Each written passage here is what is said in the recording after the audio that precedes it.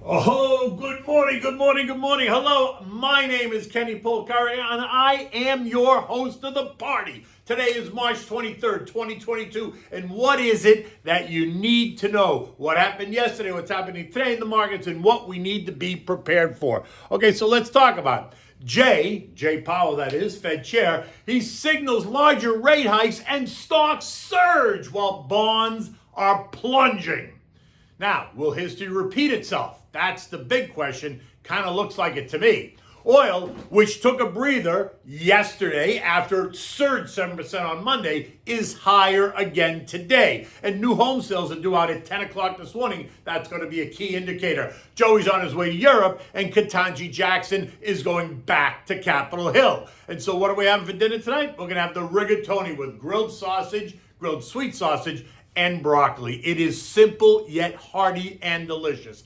So look, I said this yesterday, Jay gets more aggressive. Investors just love it. Stocks have done nothing but go up, while bonds have done nothing but go down since Jay Powell and the Fed launched round one, a 25 basis point rate hike, and announced what he expects will be a 50 basis point hike in May, after acknowledging that inflation is just too damn high. Joining other central bankers around the world includes the Bank of England, the European Central Bank, as both the UK and the Eurozone are experiencing upward pricing pressures on everything. The Bank of England now raising rates 3 times in as many months, while the ECB has indicated that they are getting close to making their first move. As a result, global bonds have suffered an unprecedented loss, $2.6 trillion since peaking out in August of 2021, as the central banks began to hint at new policy moves that include a move off of zero rates or negative rates and back to what might be viewed as normal. And this has caused investors to bail out of these lower coupon bonds in favor of stocks at the moment. And this is expected to continue as global central banks have committed to steady increases in borrowing costs for the foreseeable future. And right now, the risk reward is still favoring stocks over bonds because of what the inflation expectations are. But at some point, rates will get to a level that will compete fiercely for investor dollars, and then that will be a whole nother conversation. Now look, for those of us who are around and remember the challenges that higher rates posed to stocks back in the late 70s and early 80s, and that is 1970s and 1980s, inflation had shot up to better than 12%, and Paul Volcker, then Fed chair, had no choice but to jam rates higher, and higher they went, 21% to be exact, causing stocks to plummet for weeks and then months as the country entered a recession. And here's where it became logical to put all of your money in the bank, earning 21% guaranteed sleep at night, no risk. The stocks plunged. It was only when he shifted gears in the summer of 1982 that the opportunity then revealed itself. It was August 17th, and he announced a 10%, read it right, 10% cut in rates. And that defined the first of many moves lower after he successfully tamed and destroyed the inflation that was destroying the country. The Dow that day stood at 792 and roared ahead by 4.5%, or 35 points in 6.5 hours. And that was the birth of the greatest bull market that this country and the world has ever known. It was an incredible day, full of excitement and hope. I can still feel the sweat running down my back as the phones rang and clients were screaming, "Buy, buy, buy!" Look, I'm happy to discuss that day in history, as well as so many others that I witnessed over 40 years, because it is important. And it does appear that history is about to repeat itself. Now look, at the moment, with inflation running at 8% and interest rates still at 0.25%, it makes perfect sense to put your money in the market. But when rates start approaching 3+%, then you can expect that story is going to start to change. And as interest rates go even higher, the story will change more. Now look, I'm not calling for 21% rates at all. But what I am saying is, don't be fooled. The Fed is behind the curve and will need to get more aggressive. Just pay attention to Jay's comments. And that's going to force a recession in the country. And that will force stocks to reprice. Now, whether it happens in late 22 or early 2023 isn't the point. The point is it's coming. But that doesn't mean you panic. The idea that the Fed can engineer a soft landing now is almost comical. They're way too far behind the curve. Look, I hope I'm wrong, but I think they're way too far behind the curve. Now, at some point, higher rates are going to cause stocks to reprice and stabilize. But for right now, rates are still artificially low, and that is supportive of stocks, as it always is, which is why you need to stick to the plan. Don't go lighting your hair on fire. That would be an overreaction. Look, by the end of the day yesterday, the Dow added 255 points, exactly what it lost the day before, 0.7%. The S&P gained 50 points, or 1%. The Nasdaq surged 270 points, or almost 2%.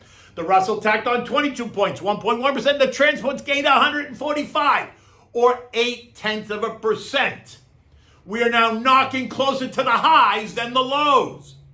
Gains yesterday were led by consumer discretionary. Once again, that's that group that keeps going back and forth. They were up 2.4%. And that suggests that consumer sentiment might be high. People are comfortable. Financials, XLF up 1.6. Communications up 1.8. Tech up 1.4. Consumer staples up 0.7. Energy was the only sector down, and it fell 0.7%. But remember, it was up 3.5% on Monday. The value trade, SPYV, gained 0.3%, while growth, SPYG, gained a full percent, leaving the value trade flat on the year, which is a win, and the growth remains lower by 9.25%. 10-year treasuries ended the day yielding 2.38%, which is the highest it's been since May of 2019. And if the Fed ups the fund rate by 50 basis points in May, 10-year yields will go even higher. In fact, expect yields to lead the way higher, and that will tell you what investors are expecting or think what's going to happen.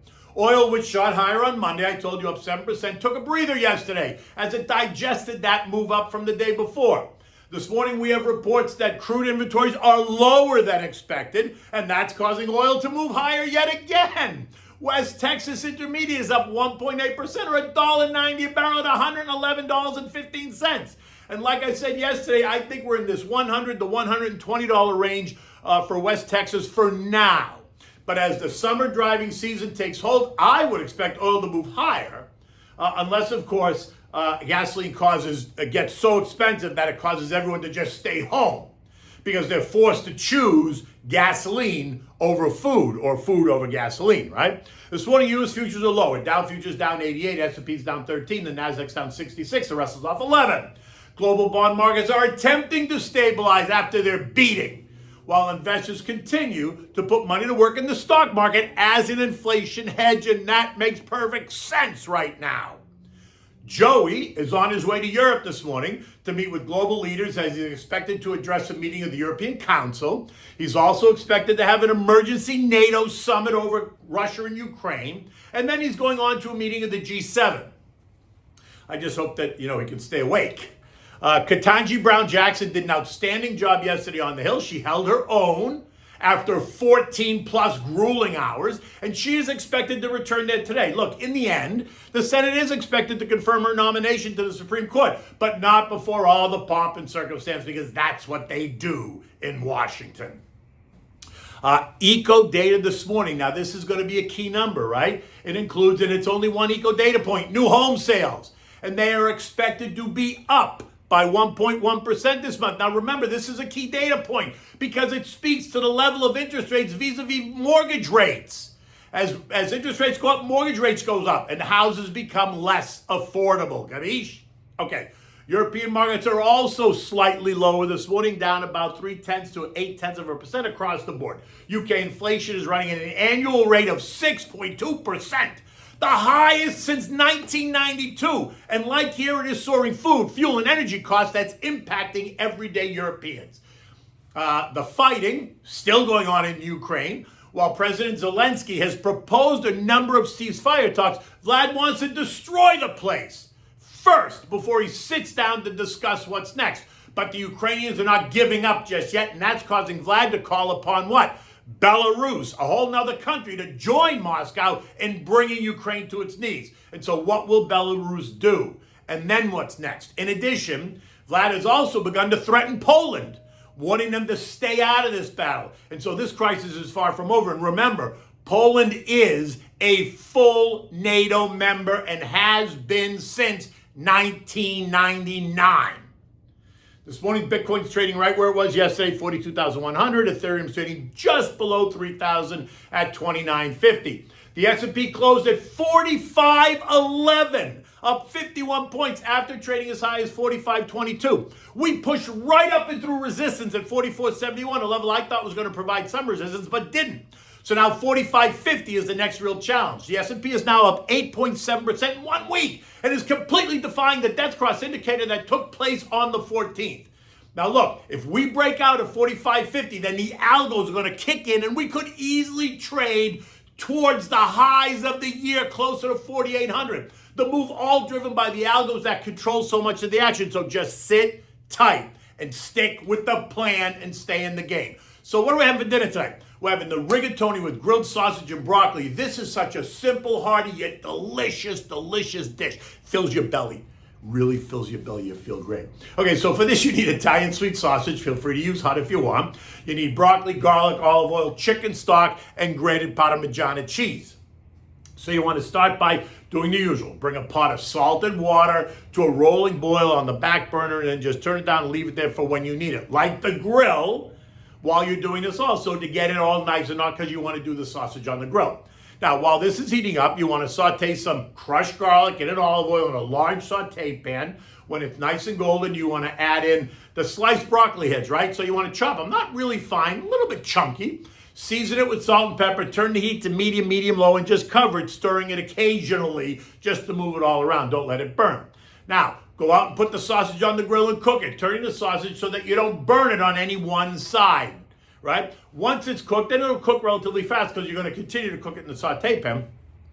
Remove it, place it on the cutting board, let it rest for 5 minutes. Slice the sausage into little bite-sized pieces, right? Now, if it's not done yet, you're going to put it with the broccoli in the stove. You're going to add a 1 cup of chicken stock. You're going to let it simmer, cover it. It'll sit there. The sausage will continue to cook.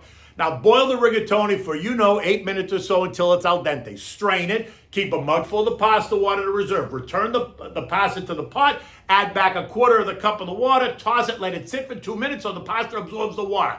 Now add the sausage and broccoli and the oil right to the mix.